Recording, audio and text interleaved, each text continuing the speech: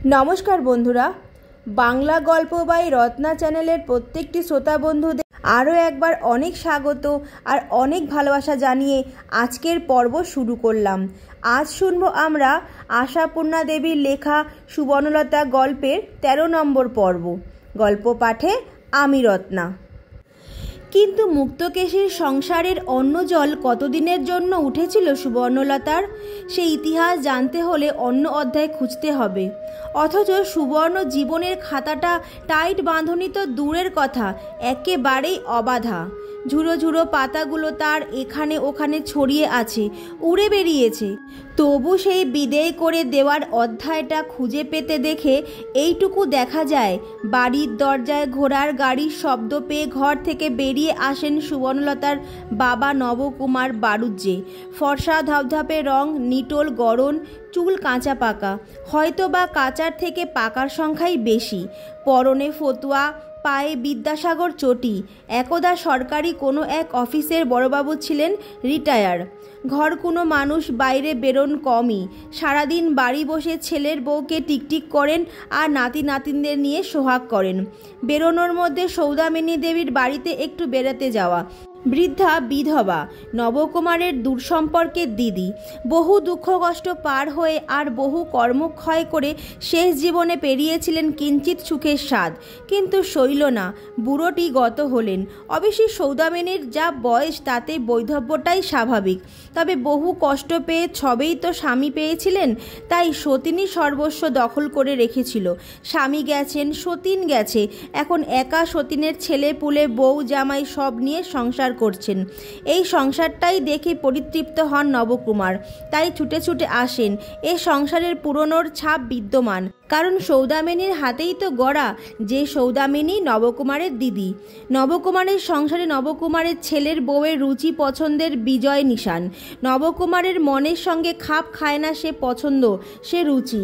কিন্তু বউয়ের বা দোষ কি? শ্বশুরের মনের মতো রুচি পছন্দ সে পাবে কোথায়? শাশুড়িকে কি চোখে দেখেছে? বিয়ের কোণের থেকেই গিন্নি হতে হয়েছে তাকে। সংসার ত্যাগিনী শাশুড়ি পরিত্যক্ত সংসারটাকে কুড়িয়ে তুলে নিতে হয়েছে ছোট্ট দুটি হাতে। সংসারও অবশ্যই ছোট, শ্বশুর দেওর স্বামী, কিন্তু ছোট বলেই যে হালকা তা তো নয়। পাষাণ ভার। মৃত্যুর মধ্যে দিয়েই যে উত্তরাধিকার সেটা সহজ, সেটা কোমল, কিন্তু এ তো তা নয়। স্বেচ্ছায় সংসারটাকে ত্যাগ করে চলে গেছে সংসারের গিন্নিটা। ছেলের বিয়ের সব ঠিকঠাক, তখনই অকস্মাৎ মেয়ের বিয়েকে কেন্দ্র করেই এই সব কাণ্ড।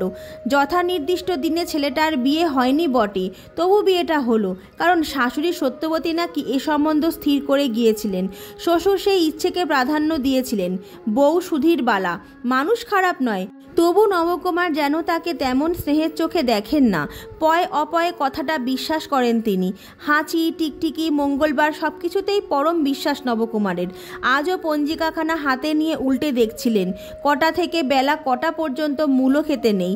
হঠাৎ এই ঘোড়ার গাড়ির শব্দ এই বাড়ির দরজাতেই থামলো। নবকুমার পঞ্জিকাখানা থাকের উপর রেখে তাড়াতাড়ি বেরিয়ে আসেন, আর হাঁ করে দেখেন ভয়ঙ্কর অপরিচিত আর বেশি পরিচিত এক নারী মূর্তি নেমে আসছে গাড়ি থেকে। কে? কেও? নবকুমার যেন আর্তনাদ করে ওঠেন। এত বার্ধক্য এসেছে তার, তাই এত দৃষ্টিবিভ্রম? না না, নবকুমার তাই আর্তনাদ করে ওঠেন, কিন্তু এই বিচলিত ভাবটা মুহূর্ত মাত্র স্থায়ী হলো। পরক্ষণে সে ভাব বদলে গেল।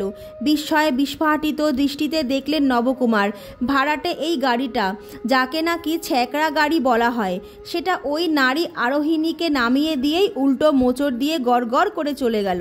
তার মানে যে পৌঁছতে এসেছিল সে নামলো না, সে পত্রপাঠ বিদায় নিল, অর্থাৎ মানুষটাকে নির্বাসন দিয়ে গেল। এর মানে কি? পরমাকাঙ্ক্ষিত মূর্তির এ কি অনাকাঙ্ক্ষিত রূপে প্রকাশ? ও এসে পায়ের ধুলো নিচ্ছে। নবকুমার কি সেই নতমুখ নতদৃষ্টি কন্যাকে দু হাতে জড়িয়ে ধরবেন? হাহাকার করে বলে উঠবেন, সুবর্ণ রে, এতদিন পরে এলি তুই, যখন তোর বাপের সব গেল? না, পারলেন না। সেই সহজ স্নেহ উচ্ছ্বাসের মুখে পাথর চাপিয়ে দিয়ে চলে গেছে সুবর্ণের পাড়ের কাণ্ডারি। এই চলে যাওয়ার চেহারার মধ্যেই বুঝি সুবর্ণলতার দুর্ভাগ্যের ছায়া। তাই নবকুমার কাঠ হয়ে দাঁড়িয়ে থেকে আগে প্রশ্ন করেন, কে? সুবর্ণ? কি ব্যাপার? মানে এখানে থাকতে চাই। প্রণাম নিবেদনকারিণী একেবারে নবকুমারের মুখোমুখি দাঁড়িয়ে স্থির স্বরে বলে, আর কিছু চাই না বাবা, শুধু এইখানে থাকতে চাই। এইখানে থাকতে চাই? এ আবার কি গোলমেলে প্রার্থনা! বিয়ে হয়ে পর্যন্ত এই এতগুলো বছর যার দর্শন মাত্র মেলেনি, যার জন্য কতদিন কত রাত শুধু প্রাণের মধ্যে হাহাকার করেছে, এবং ইদানিং যার দর্শন পাওয়া সম্পর্কে একেবারে আশা ছেড়ে দিয়েছিলেন, বলতে গেলে যাকে প্রায় ভুলেই বসে আছেন, সেই মেয়ে কিনা অকস্মাৎ এসে পায়ে আছড়ে পড়ে বলে, আমায় আশ্রয় দাও, বলে আমি থাকতে চাই। অথচ শাখা সিঁদুর সোনায় জল মূর্তি। এমন নয় যে ভাগ্যান্তর ঘটেছে। বিহবল নবকুমার স্খলিত স্বরে বলেন, আমি তো কিছু বুঝতে পারছি না সুবর্ণ। বুঝতে পারবে না বাবা? সুবর্ণ তেমনই স্থির স্বরে বলে, পরে সব বুঝতে পারবে বাবা, এখনই সব কিছু বুঝতে চেষ্টা করো না, পরে সব বলছিল সুবর্ণ হাঁপাতে হাঁপাতে। কিন্তু নবকুমার তো বলতে পারতেন, থাক মা, বলতে হবে না তোকে, তুই যে এসেছিস এই আমার ঢের। কতকাল তোর চাঁদ মুখটি দেখিনি, হয়তো কোনোদিনই মরেই যেতাম, ভগবান বোধ করি দয়া করেই তোকে এনে দিলেন। বলতে পারতেন, মেয়েকে সুস্থির হবার সময় দিতে পারতেন, কাছে বসিয়ে গায়ে মাথায় হাত বুলিয়ে তৃষিত পিতৃহৃদয়ের ব্যাকুলতা প্রকাশ করতে পারতেন। কিন্তু নবকুমার তা করলেন না। নবকুমার কেমন যেন ভয় পেলেন, আর সেই ভয়ের তাড়নাতেই চির অভ্যাস সমত ছুটলেন দিদিকে ডেকে আনতে। দিদি সৌদামিনী দেবী নবকুমারের নিজের দিদি অবশ্য নয়, পিস্তুত বোন, কিন্তু স্বামী থাকতেও বেধবা হয়ে দীর্ঘকাল তিনি মাতুলালয়ে বাস করেছেন। সেই সূত্রে নবকুমারের দিদি অন্তঃপ্রাণ। যখন নবকুমারের বয়স কম ছিল এবং তারও প্রায় জামাইয়ের মতোই স্ত্রী নিয়ে সমস্যার অন্ত ছিল না, ওই দিদি বল বুদ্ধি ভরসা হয়ে রক্ষা করেছেন। তবে শেষ রক্ষা করতে পারেননি সৌদামিনী। সুবর্ণের বিয়ে উপলক্ষ করে সত্যবতী যখন এক অপরিসীম ধিক্কারে সংসার ত্যাগ করলেন, তখন তো শেষ পর্যন্ত সৌদামিনী সঙ্গে সঙ্গে ছিলেন, তথাপি ফিরিয়ে আনতে পারেননি। কিন্তু ফিরিয়ে আনবার চেষ্টাই কি করেছিলেন? সে প্রশ্ন করেছিলেন নবকুমার দিদির কাছে হাহাকার করে। পারলে না সুদিদি, তুমি পারলে না? তোমার চেষ্টাও বিফল হলো। সৌদামিনী ক্ষুব্ধ হাসি হেসে বলেছিলেন, ও কথা বললে মিথ্যে কথা বলা হয় নবু, সত্যি বললে বলতে হয় চেষ্টা আমি করিনি। চেষ্টা করনি? না, তার মুখ দেখে বুঝেছিলাম যে কোনো চেষ্টাই সফল হবে না। বিশ্বাসঘাতক স্বামীর ঘর আর সে করবে না। বললে তুই দুঃখ পাবি, তুইও ওর যোগ্যী ছিলি না কোনো দিনই, তবু স্বামী বলে ভালোবাসত, ভক্তিচ্ছেদা করতো, চেষ্টা করত, সে ছেদা তুই খোয়ালি। বউ তোকে অসার অমনীষী যাই ভেবে আসুক, এ কথা কোনোদিন ভাবিনি তুই ওকে ঠকাবি, সেই কাজ করলি তুই। আমি আবার কোন দুঃখে চেষ্টা করতে যাব বলতো? বলেছিলেন সৌদামিনী এসব কথা। তত্রাচ নবকুমার দিদির স্মরণ ত্যাগ করেননি। শুধুদিকে আঁকড়েই আবার হাল ভাঙা নৌকাটিকে ঠেলে ঠেলে নিয়ে এসেছিলেন তীরে। এখন আর ভাইয়ের সংসারটা দেখতে হয় না সৌদামিনীকে, ছেলের বউ দেখে। তবে কারুর একটু মাথা ধরলে ছুটে আসতে হয়। তাছাড়া এদের লক্ষ্মী, ষষ্ঠী, মনসা, মাকাল, ইতু, মঙ্গলচণ্ডী ইত্যাদি করে গেরস্থ। ঘরে যা কিছু নিয়ম লক্ষণ, পাল পার্বণ, তার দায় এখনও পোহান সৌদামিনী। বলতে গেলে এখনও এ সংসারে অভিভাবিকার পোস্টটা সৌদামিনীরই। অতএব আকস্মিক কন্যার এই আবির্ভাবে ভীতত্রস্ত আতঙ্কিত নবকুমার সুধুদিদিকেই ডাকতে ছুটলেন, মেয়েকে ভালো করে বসতে পর্যন্ত না বলে। বসতে বলল সাধনের বউ সুধীর বালা। কাছে এসে হাত বাড়িয়ে বলল, এসো ঠাকুরজি, হাত মুখ ধো। বউ সপ্রতিভ আত্মস্থ। শ্বশুরের মতো ভয় পেল না সে। বুঝলো একটা ঝগড়াঝাটির ব্যাপার। বিয়ে হয়ে এসে পর্যন্ত ননদকে চোখে না দেখলেও ননদের কথা শুনেছেন বইকি, অনেকেই শুনেছে। ননদের ভাইদের কাছে, পিস শাশুড়ির কাছে, কদাচিৎ শ্বশুরের কাছে। শ্বশুরের কাছে বেশিরভাগই তার মেয়ে অন্যর সঙ্গে তুলনার ব্যাপারে। উঠতে বসতে অন্যর দোষ দেখতে পান নবকুমার, আর বলেন, তোর পিসি তো এমন ছিল না রে। নাতিটি নবকুমারের নয়নমণি, নাতনিটি নয়। নাতনিটার মধ্যে থেকে বুঝি কেবলই অনেক দিন আগের একটা বালিকাকে খুঁজে পেতে চান নবকুমার। একদা এই বাড়িরই সর্বত্র যে ছড়িয়েছিল আলোয় কণিকার মতো গোল গোল বেটে খাটো শ্যামলা রং, অন্যের মধ্যে তার আভাস কোথায়? তাই বিরক্ত হন। আগে এই বাসাটার ভাড়াটে ছিলেন নবকুমার, তারপর বাড়িওয়ালাকে বলে কয়ে বাড়িটা কিনে নিয়েছেন। কেন? কে জানে কি রহস্য। সাধনের আদৌ ইচ্ছে ছিল না পয়সা খরচ করে এই পচা বাড়িটাই কেনা হয়। বাড়ির অভাব আছে বই কি, ভাত ছড়ালে কাকের অভাব থাকে। চলছিল বাপের সঙ্গে সামান্য কথান্তর, শুধুই রক্ষা করলেন। আড়ালে ডেকে চুপি চুপি বললেন, বুঝতে পারছিস না বাবা, এই বাড়িখানাতেই তো তোর মা ঠেকেছে, সংসার করেছে। বলতে গেলে এর সর্বত্রই তোর মা বিদ্যমান। এ বাড়ি ছাড়লে সে একেবারে মুছে যাবে, তাই বোধ করি নবু প্রাণ ধরে। সাধন চিরদিনই শান্ত গম্ভীর হয়েই বলেছিল সে, মার প্রতি খুব একটা ইয়েও তো দেখি না। মার নাম উঠলেই তো বাবা তেলে বেগুনে জ্বলে ওঠেন আর রাত দিন গাল পারেন। সৌদামিনী হেসেছিলেন, বলেছিলেন, ছেলে মানুষ তুই, তোকে আর কি বোঝাবো। তবে বিয়ে তো করেছিস, আপনিই বুঝতে পারবি পরোক্ষে। বেশি দূর যেতে হবে না, আমার জীবনটাই দেখ না কেন। তা সৌদামিনীর জীবনটা এই হিসাবে দ্রষ্টব্য বই কি। দীর্ঘকাল পতি পরিত্যক্তা হয়ে মামা মামির সংসারে হাড়ে দুব্য গজিয়েছে। স্বামী দ্বিতীয় পক্ষ নিয়ে সুখে সংসার করেছেন। হঠাৎ একদিন চাকা ঘুরল, স্বামী সংসারের আবার প্রতিষ্ঠিত হলেন। সৌদামিনী রুগ্ন সতীনের কান্না করতে আর তার ষষ্ঠীর সংসারের খবরদারি করতে।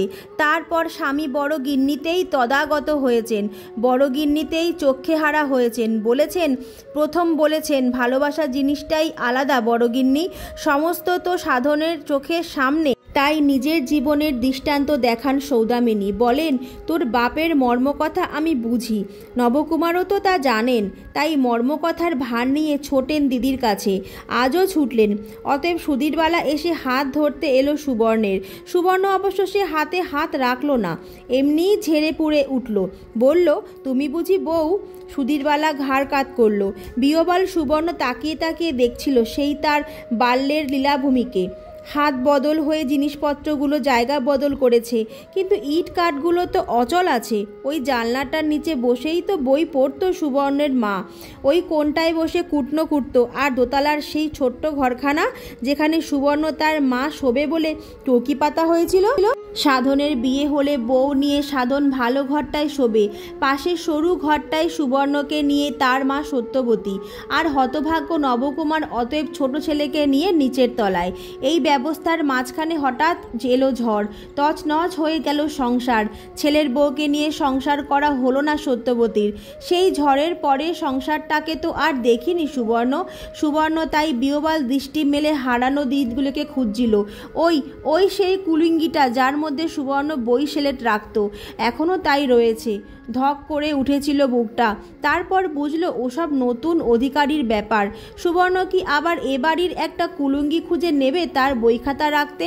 বহুদিনের ধুলো ঝেড়ে হাত তুলে নেবে সেগুলো, আর সেই পরম বস্তুটি হাতে নিয়ে মায়ের কাছে গিয়ে দাঁড়াবে, বলবে, মা তুমি যা চেয়েছিলে তোমার সুবর্ণ তাই হয়েছে। তবে প্রায় তোমার মতোই জীবন তার, শুধু তফাৎ এই তুমি সংসারকে ত্যাগ করেছ আর সংসার সুবর্ণকে ত্যাগ করেছে। চকিত দৃষ্টিপাতের মধ্যে এতগুলো কথা ভাবা হয়ে গিয়েছিল সুবর্ণের। শুধু যখন সহসা চাপা আর ভানুকানুর কাছে এসে ঠেক খেয়েছে, তখন সুধীরবালা বলল, এসো ঠাকুরজি। সুবর্ণ ঝেড়ো গলায় বলে উঠল, তুমি বুঝি বউ? তারপর বলল, বাবা তাড়াতাড়ি কোথায় চলে গেলেন? সুধীরবালার বুঝতে আটকায়নি কোথায় গেছেন তার শ্বশুরমশাই, তবু ঘাড় নেড়ে বলল, জানি না। সুবর্ণ অবাক হয়ে ভাবল, বাবা কি মেয়ে এসেছে বলে তাড়াতাড়ি বাজারে ছুটলেন মিষ্টি আনতে? অদ্ভুত তো, ভালো করে তো দেখলেনও না সুবর্ণকে। এখন এই পরের মেয়েটার সঙ্গে কথা বলতে হবে, মনের অবস্থা তার অনুকূল নয় এই অপরিচিত দুটো চোখের সামনে আপন দৈন্য নিয়ে। বউ আবার মিনতি করল, হাত মুখ ধুয়ে নাও ঠাকুরজি। সুবর্ণ সে কথায় কান দিল না, বলল, দাদা কোথায়? বউ একটু হাসলো, বলল, কোথায় আর, কাছারিতে। দাদা উকিল হয়েছে? হ্যাঁ। ছোটদা? ঠাকুরপো। বউ হেসে হেসে থেমে থেমে বলে, তিনি তো সাহেব, রেল আপিসে মেজো সাহেব। বাঙালি নামে চলে না, নাম নিয়েছেন এস.কে. ব্যানার্জি। সুবর্ণের বুকটা হঠাৎ যেন হাহাকার করে ওঠে। কেন কে জানে? সুবর্ণ কি এই বাড়ির ওই ছেলেটাকে হিংসে করেছে, নাকি ওর সঙ্গে সুবর্ণের ব্যবধানের দূরত্ব মনে পড়ে বুকটা খাঁ খাঁ করে উঠল। একটু থেমে বলল, তা সাহেব আসেন কখন? ওমা, তিনি এখানে থাকেন নাকি? তার তো মোগাল সরাইয়ে কাজ। আগে ছিল বক্সার। শেষ কথাটায় কান দেয় না সুবর্ণ। ওর মাথার মধ্যে ধাক্কা দিতে থাকে মোগলসরাই। মোগলসরাই, যেটা নাকি কাশিতে নিতান্ত নিকট। তার মানে ছোটদা মার নিতান্ত নিকটজন হয়ে আছে এখন। নিশ্চয়ই ছোটদাকে মা ফেলতে পারবে না। এই মেয়েটার সঙ্গে আর কথা বলতে ইচ্ছে করলো না। বলল, আমি ছাতে যাচ্ছি। ছাতে? বউ অবশ্য অবাক হলো। বলল, ছাতে কেন? এমনি। তাহলে চলো, এই যে এদিকে সিঁড়ি। জানি, সুবর্ণ তীব্রস্বরে বলে উঠল, জানি। চলে গেল সিঁড়ি দিয়ে। সুধীরবালা অপ্রভৃত মুখে দাঁড়িয়ে থাকলো, আর গেল না সঙ্গে। রাগও হলো। দিব্যি চলছিল, হঠাৎ আবার কি এলো বিপদ কে জানে। এ বিপদকে ঠিক সাময়িকও মনে হচ্ছে না যেন। কে জানে কি ঘাড়ে পড়তে চলেছে। মুখটা বেজার করে দাঁড়িয়ে থাকে সে বরের বাড়ি ফেরার অপেক্ষায়। সময় হয়ে এসেছে। গায়ে লম্বা কালো চাপকান, গলায় পাকানো চাদর, পরনে ধুতি, পায়ে জুতো মোজা। যথারীতি উকিলবাবুর সাজে বাড়ি ফিরল সাধন শেয়ারের ঘোড়ার গাড়ি করে। মোড়ের মাথায় নামে, গাড়ি অন্যদিকে ঘুরে চলে যায়। নিত্য অভ্যাস মতোই নেমে পড়ে বাড়ির দিকে তাকিয়ে নিল একবার, আর তাকিয়ে দেখার সঙ্গে সঙ্গে ভুরুটা কুঁচকে এলো তার। ছাতে দাঁড়িয়ে কে? আলসে থেকে অনেকটা দুচুতে মুখ, ঘোমটা খোলা মনে হচ্ছে। এলো চুল। সুধীরবালা? সুধীরবালা কি অতটা লম্বা, অতটা ফর্সা? তাছাড়া সুধীরবালা এই সময় হাওয়া খেতে যাবে? কেউ বেড়াতে এসেছে তাহলে? কিন্তু কে? যাক, হাতে পাজি মঙ্গলবার দরকার ছিল। হন হন করে এসে বাড়ি ঢুকেই দেখলো সামনে স্ত্রী বেজার মুখ করে বসে আছে। অবাক হলো সুবর্ণর দাদা সাধন। কেউ যদি বেড়াতে আসবে, সুধীরবালা কেন এখানে এমন পেঁচা মুখে? বলল, ছাতে কে? আলসে ধরে দাঁড়িয়ে রয়েছে। মনে হলো মাথার ঘোমটা খোলা, চুল খোলা, ঘোমটা খোলা, চুল খোলা। সুধীরবালার বুকটা কেঁপে উঠল। এ কি কথা? পাগল নয় তো? নাকি হঠাৎ পাগল হয়ে গেছে? তাই হয়তো শ্বশুরবাড়ির লোক ফেলে দিয়ে পালিয়ে গেছে। কি হবে? সাধন আর একবার প্রশ্ন করল, বলো কি, কে এসেছে? সুধীরবালা নিঃশ্বাস ফেলে মৃদু গলায় বলে, কে এসেছে পরে শুনো। পরে শুনবো? তার মানে? পরে শুনোটা তো ছল। খবরটা স্বামীর কর্ণগোচর করবার জন্য তো মরছিল। তবে লজ্জা? তাই যেন না বললে নয়। এভাবেই বলে সুধীরবালা, এসেছে তোমাদের বোন। বোন? বোন মানে? কোন বোন? সাধন গলা থেকে চাদরটা নামিয়ে আলনায় রাখতে ভুলে গিয়ে হাতে করে ধরেই বলে, কোন বোন? সাধনের কণ্ঠস্বর থেকে বিস্ময় যেন ঝরে ঝরে পড়ে। সুধীরবালাও চালাক মেয়ে, রয়ে বসে পরিবেশন করে। বলে, বোন আর তোমাদের কটা আছে শুনি? একটাই তো বোন। সেই বোন? সেই বোন মানে সুবর্ণ? সাধনও বহুদিন অদেখা সেই বোনের আগমন সংবাদে আনন্দিত না হয়ে ভীতই হয়। শঙ্কিত গলায় বলে, হঠাৎ এভাবে আসার কারণ? কারণ? সুধীরবালা গলা খাটো করে বলে, কারণ কি করে জানবো? এসেই তো ঠরঠরিয়ে ছাদে উঠেছে। বাবা নেই? আছেন, মানে মেয়েকে দেখে তবে গেছেন। দেখে তবে গেছেন? কোথায় গেছেন? জানি না, বোধহয় পিসিমার বাড়ি। দেখা মাত্রই তো ছুটলেন। সাধন বিরক্ত হলো। বলল, বাবার তো কেবল ওই। সাধন চিন্তিত হলো। বলল, এলো কার সঙ্গে? জানি না, চোখে দেখলাম না তাকে। দরজা থেকে ছেড়ে দিয়ে চলে গেছে। গন্ডগোল একটি বাদিয়েছেন আর কি। তা এসেই ছাতে উঠল যে? ভগবান জানেন। 7 বার বলেছি হাত মুখ ধোও, তা নয়, ছাতে যাব। অন্য কোথায়? ডেকে আনতে বলো। অন্যও তো পিছু পিছু ছাতে উঠেছে। বললাম কি না পিসি হয়। ডাকো ডাকো, কি জানি মাথার দোষ হয়েছে কিনা। কে ডাকবে? অন্যকেই ডাকো। তুমি চেঁচাও, আমি আর সিঁড়ি ভাঙতে পারবো না। পিসি? পিসির সঙ্গে কি এত কথা? অপছন্দ ভাব দেখান সাধন। বন্ধুরা, আজ তবে এইটুকুই থাক। তোমাদের সঙ্গে দেখা হবে আমার আবার আগামী পর্বে। তোমাদের আজকের পর্ব শুনতে কেমন লেগেছে অবশ্যই আমায় একটা কমেন্টের মাধ্যমে জানিও। ভালো লাগলে লাইক, কমেন্ট, শেয়ার করতে ভুলো না। আর সাবস্ক্রাইব করে আমার পাশে থেকো। কেমন? চলো, দেখা হচ্ছে আগামী দিন, আগামীকাল। ততক্ষণ প্রত্যেকে ভালো থাকো, সুস্থ থাকো, আর শুনতে থাকো বাংলা গল্প বাই রত্না। নমস্কার।